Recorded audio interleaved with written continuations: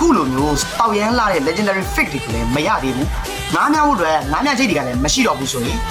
ဒီဗီဒီယိုကိုဆုံးဖြတ်ကြည့်လိုက်အားများတဲ့ဒီ event ကိုရောက်ပြီဆိုတာနဲ့ဒီလို test လေးတွေလုပ်ရင်တော့ငားများချိတ်တွေရမှာဒါလိုတိုင်းသိပြီးသားဖြစ်တယ် test လေးတွေလုပ်သွားရင်ငားလည်းတောက်ရမ်းများခြင်း legendary fig တွေကလည်းမရသေးလို့တောက်ရမ်းလိုချင်နေတယ်ဆိုရင်တော့ငားများချိတ်ကိုဒါတော့ဒီမှာ plus လေးကိုနှိပ်ပြီးတော့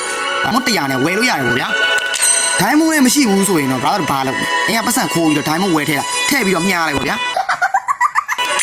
အဲ့လိုပတ်စံမခိုးကျင်ဘူးဆိုရင်တော့ကျွန်တော်ဒီမှာပြမယ် chain ပါဆိုလဲ flat အဲ့လေးနှိပ်လိုက်တွေ့တာဒီမှာမြားလေးနှစ်ချောင်းနဲ့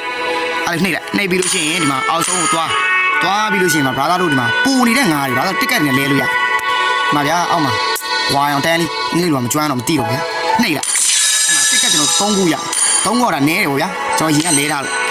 လဲထားပြီး brother တို့ဘာတက်လောက်ရမလဲဆိုကြည့် dragon shot ဆိုတဲ့စီကိုသွားလို့ရှိရင်ဒီမှာအောက်ကအားသားဆိုတဲ့ထဲဝင်လိုက်ရဝင်ပြီးလို့ရှိရင်အဲ့မှာ brother တို့ငားများချိတ်တွေလဲလို့ရနော်ငားများချိတ်တွေလဲလို့ရကျွန်တော်ဒီမှာ match နှိပ်လိုက်မယ်